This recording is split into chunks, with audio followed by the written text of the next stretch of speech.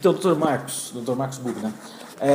Queríamos saber sobre longevidade, sobre qualidade de vida e, como eu falei, sobre as pessoas estarem chegando aos 100 anos, mas chegando aos 100 anos bem, né? E os problemas de coração, as doenças cardíacas, são um grande vilão para quem quer atingir a faixa dos 100 anos. Então, queria saber primeiramente com o senhor, assim, de uma forma mais abrangente, como é que é essa percepção da medicina e do senhor como cardiologista a respeito do que fazer para que as pessoas possam chegar a essa meta que está cada vez mais viável graças à ciência e à medicina. Exatamente, isso é uma situação bem importante, né? Se a gente for analisar o que aconteceu nos últimos anos, nós já tivemos um progresso extremamente importante. Para vocês terem uma ideia, em 1950 a expectativa de vida do brasileiro era de 54 anos. Hoje nós já estamos aqui no Brasil com uma expectativa de vida de 74 anos para o homem, 76 para a mulher. A mulher americana hoje já nasce com uma expectativa de vida de 85 anos, né? Então veja como nós estamos ganhando um salto muito grande em expectativa de vida e também nós vamos conversar em qualidade de vida. O que acontece? Nós temos, quando analisar esse assunto, ver qual que é a doença que mais mata. E o nosso perfil, a nossa estatística como um país, assim como nos países desenvolvidos, o Brasil, um país em desenvolvimento, as doenças cardiovasculares são a principal causa de morte no Brasil. Então hoje, o infarto, o derrame, as doenças relacionadas ao coração, elas são responsáveis por mais de 350 mil mortes por ano. 350 mil mortes por ano no Brasil. No Brasil. Só no Brasil. 350 mil mortes por ano só no Brasil. Então eles são, de longe, a principal causa de morte. Isso foi uma coisa que mudou com o passar dos anos também. Então o que a gente tinha antigamente? As doenças infecciosas e parasitárias como principal causa de morte. E daí isso, com o advento de vacina, os programas de saúde e tal, foram melhorando. E as doenças cardiovasculares cresceram. Isso se deve, em grande parte, aos hábitos da população, né? A população começou a fazer menos atividade física, aumentou o nível de estresse, aumentou o peso, a dieta ficou pior, aumentando o colesterol, triglicerídeos, diabetes. Então essa é uma preocupação muito grande. Por quê? A gente, na cardiologia, a gente nesses anos teve muitos avanços que impactaram nesse aumento da sobrevida, né? Então a gente passou na cardiologia desde uma época que o paciente tinha infarto e não tinha o que fazer, morria muito jovem de infarto, para a época daí das UTIs coronárias, que já começaram a melhorar um pouquinho a sobrevida. Depois veio a época da cirurgia de ponte safena, ponte mamária. Depois vieram as épocas do cateterismo, do stent coronário para abrir e desentupir a artéria que está entupida no coração. Hoje tem muita novidade também nesse campo de intervenção. E com esse paralelo todo, a gente teve um grande desenvolvimento dos remédios na prevenção cardiovascular. E isso teve um impacto muito grande na prevenção. Então, hoje, a gente consegue não deixar que o paciente chegue a uma situação de infarto ou a uma situação de derrame, mas a gente prevenir o infarto, prevenir o derrame, né? E aí é a importância realmente de conscientizar o paciente de que, puxa, ele tem que cuidar da saúde dele. Por quê? As doenças a principal doença que causa o infarto e o derrame é a aterosclerose. O que é a aterosclerose? É a doença que vai entupindo aqui as nossas artérias. Então é o colesterol, pressão, diabetes, os fatores de cigarro, os fatores de risco que vão levando ao entupimento, nas placas de gordura nas artérias, e quando esse entupimento acontece na carótida, na cabeça, isso dá o derrame, o AVC. Quando isso acontece no coração, na coronária, isso dá um infarto. Essa doença ela vai se desenvolvendo ao longo praticamente da nossa vida inteira. Desde criança a gente já começa a ter deposição de colesterol, tudo nas artérias.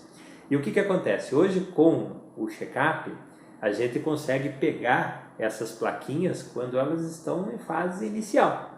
Aí está a grande diferença hoje da melhora da mortalidade, né? Antigamente, o que a gente tratava o paciente depois que ele teve o infarto, depois que ele teve o derrame, quando já é muito tarde, né? Aí que a cardiologia mudou muito nesses últimos anos, que é na parte preventiva.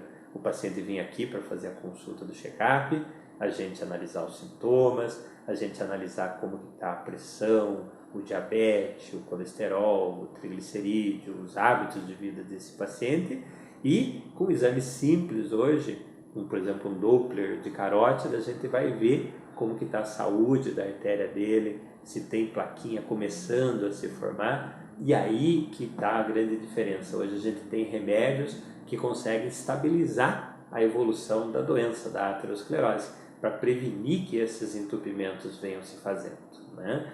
Muito importante, quando a gente fala dessa doença da aterosclerose, está no controle dos hábitos de vida, né? Então, por que aumentou tanto a incidência dessas doenças cardiovasculares nesses últimos anos?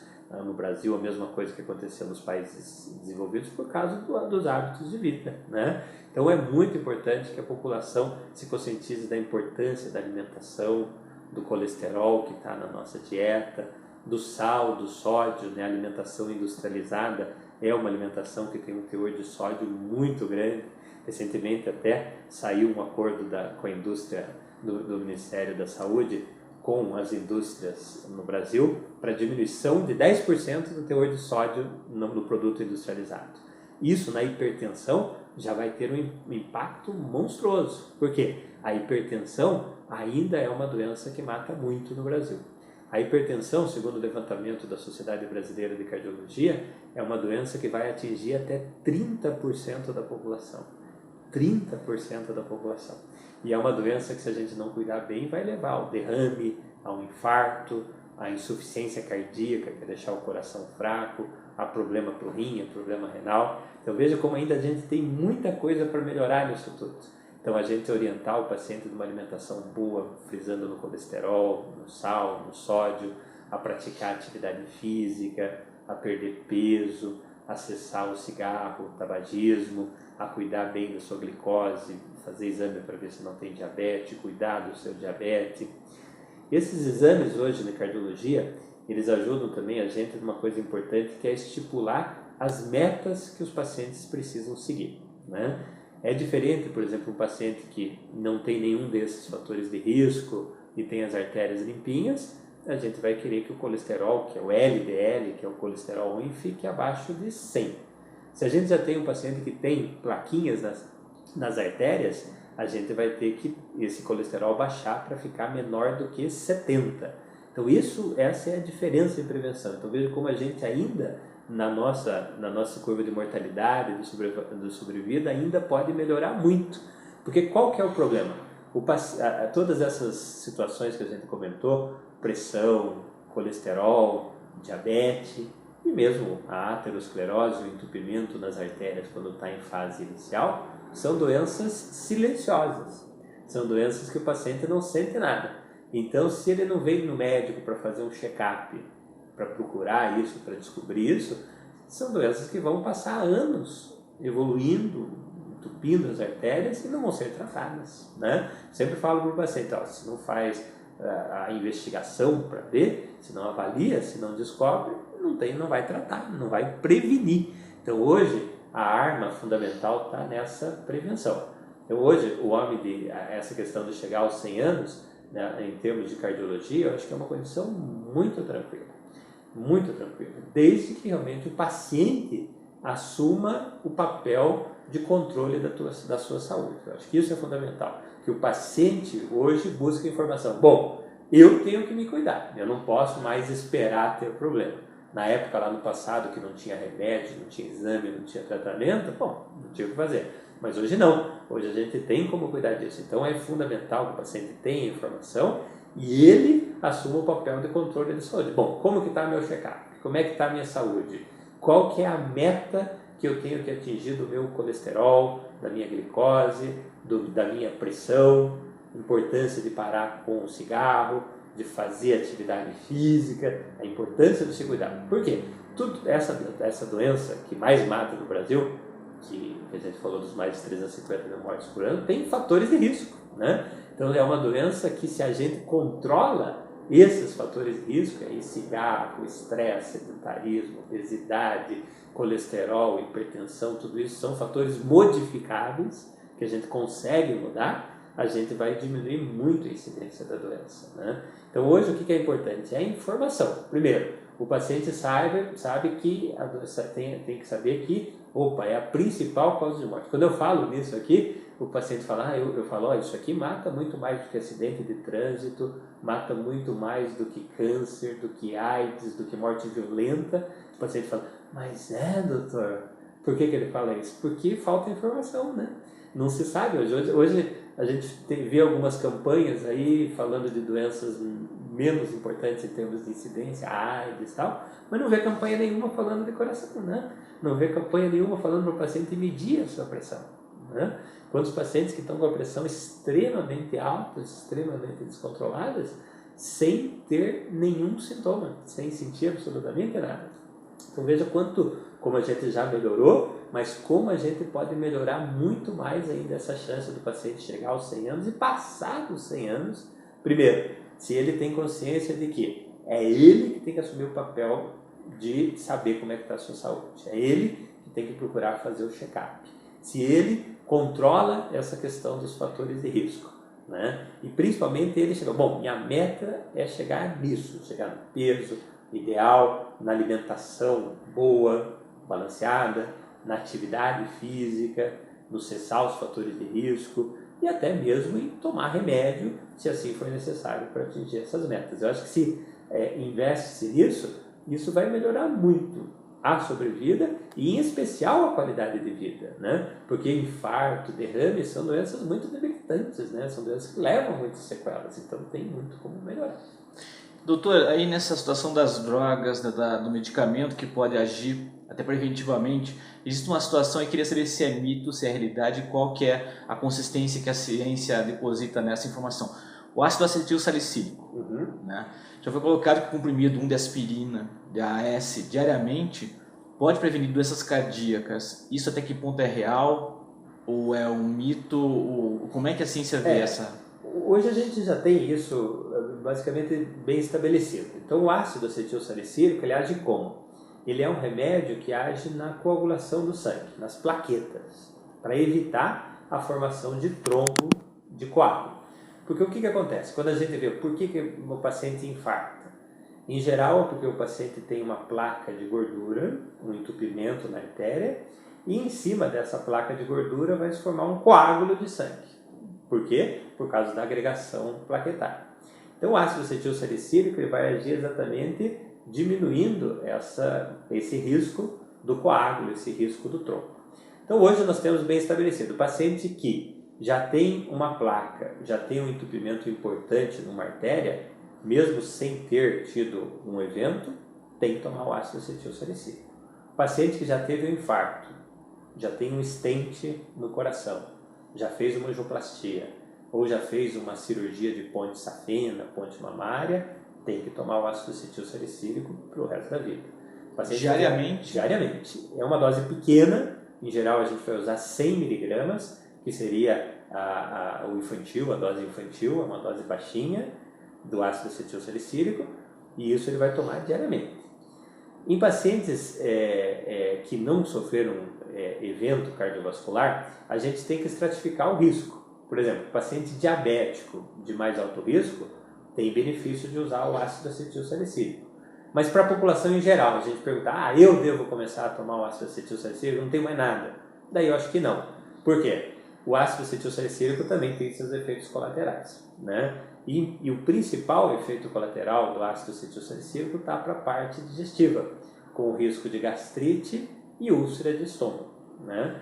Outra situação, aumentar também o risco de hemorragias e sangramentos. Então, a gente tem que pesar bem o risco-benefício. Paciente de alto risco ou que já teve um evento, sem dúvida nenhuma o benefício é muito grande, deve usar. E pacientes que não tiverem evento ainda, estratificar o risco.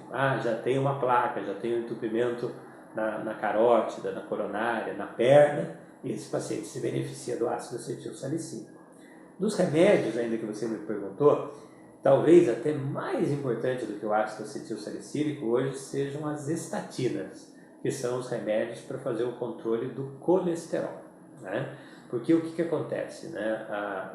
As estatinas são drogas também muito controversas, né? Com certeza você já leu coisa boa e coisa ruim sobre a estatina, né? Até porque, como é uma droga muito estudada, muito utilizada, a gente vai ter essa questão controversa.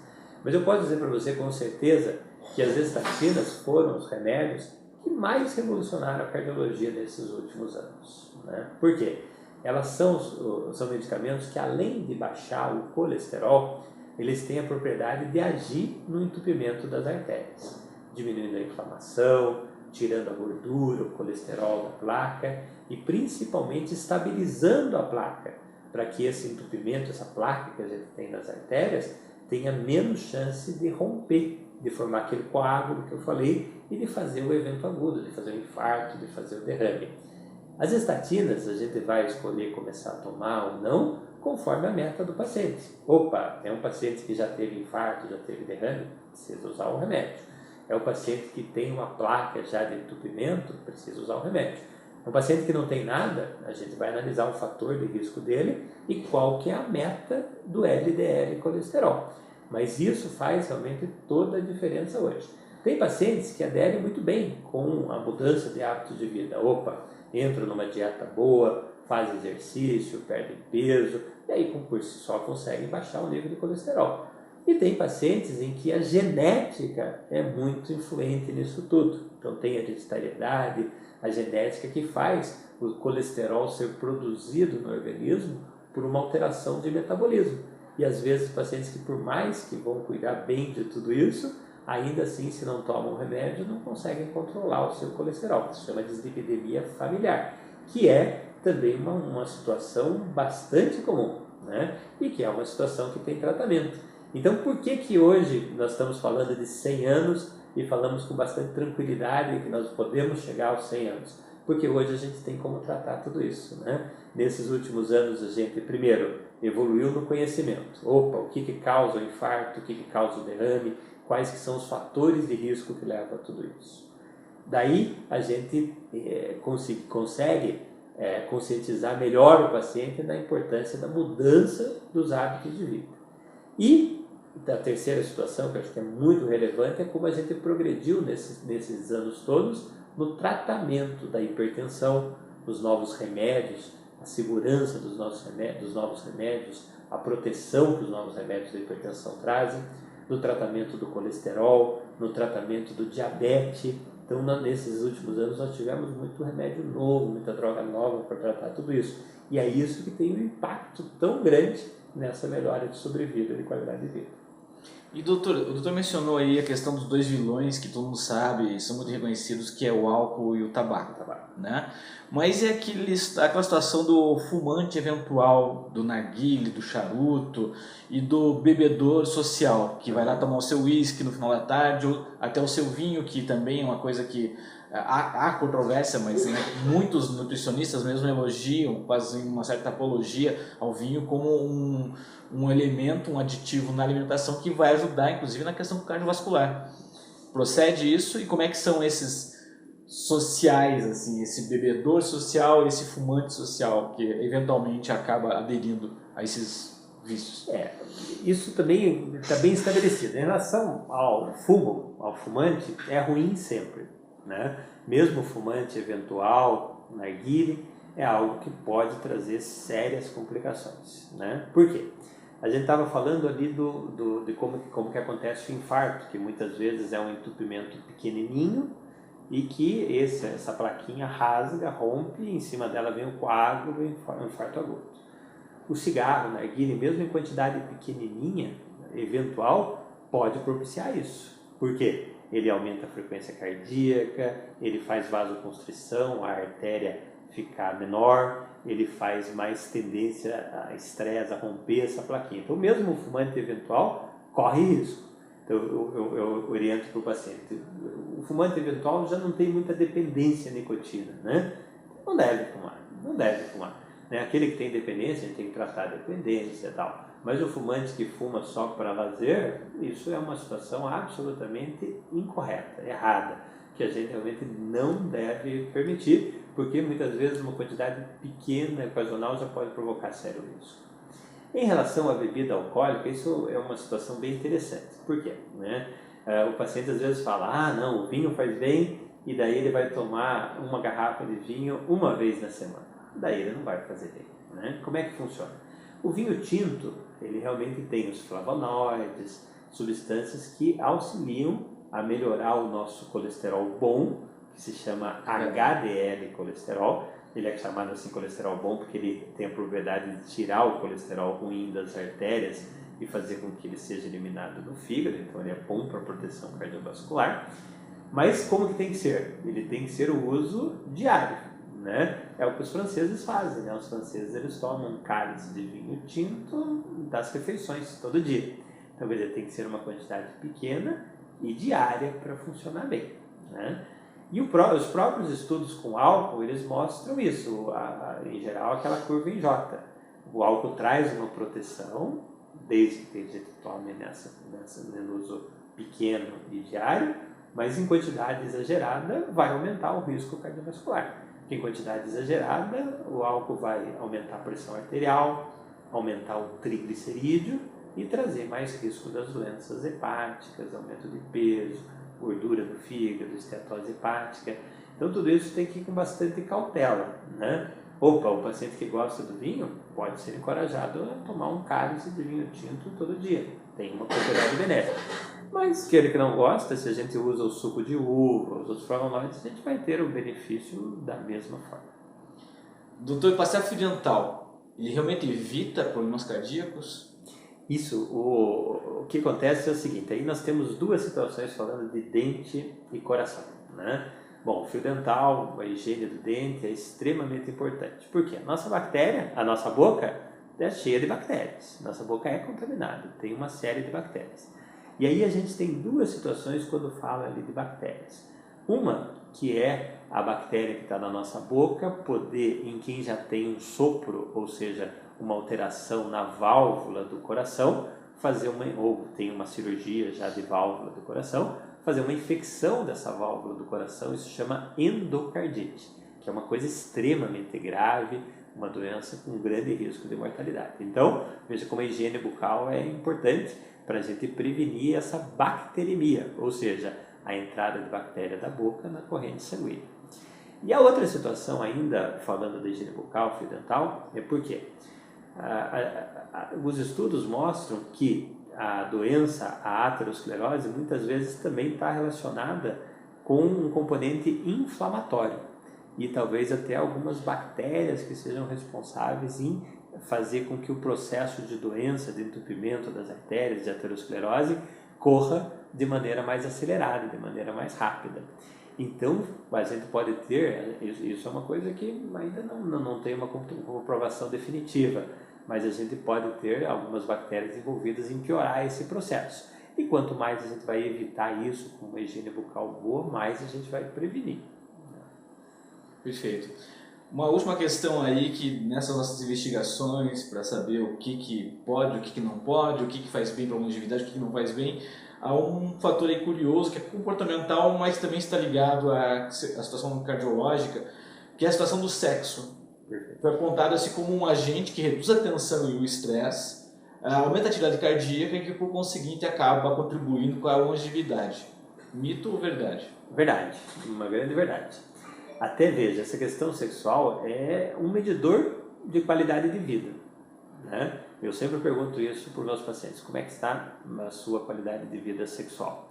Por quê? Primeiro, o paciente que está tendo algum problema da parte sexual pode ter alguma doença circulatória responsável por isso tudo, né? A ereção é um fenômeno que depende muito do sangue chegando lá no pênis, então a gente pode ter um entupimento na artéria, doença, aterosclerose fazendo isso. Diabetes, sabidamente, é uma doença que afeta muito a questão sexual. Pressão, a gente ainda tem hoje com os remédios novos a gente não tem mais isso, mas os medicamentos antigos para hipertensão, muitos afetavam de maneira muito ruim a parte do desempenho sexual. Então tudo isso é uma coisa que tem que ser bem vista. Essa questão do sexo, estresse, relaxamento está corretíssima, né? A gente tem o estresse como um dos principais fatores de risco coronários. Teve um estudo grande da cardiologia chamado Interheart, que identificou o estresse como um fator de risco de tão peso quanto tabagismo, quanto hipertensão, quanto diabetes. Então, a atividade sexual, formas de aliviar estresse, exercício, tudo isso são coisas que fazem muito bem. E hoje o paciente também ele tem que ser alertado que para tudo isso tem tratamento, né? Então, o paciente está tomando um remédio que está interferindo com a função sexual dele, para pressão, tem que trocar esse remédio para ele ficar com esse problema resolvido. Tem o diabetes mal controlado que está alterando a função sexual, tem que tratar isso. Tem algum problema vascular, tem que tratar isso. E hoje temos os medicamentos que também ajudam nessa parte da função sexual. Então isso acho que é uma situação importante, uma grande verdade. Perfeito. Doutor, agradecemos aí em nome da Fundação Cooper, da revista Toda a Vida, os seus conhecimentos aí, nossos leitores vão ficar muito gratificados com certeza por compartilhar com a gente aí tantos conselhos úteis para longevidade, qualidade de vida e boas condições cardiológicas. Obrigado. Obrigado, estamos à disposição de vocês aí. Muito obrigado. Vocês aí. Muito obrigado.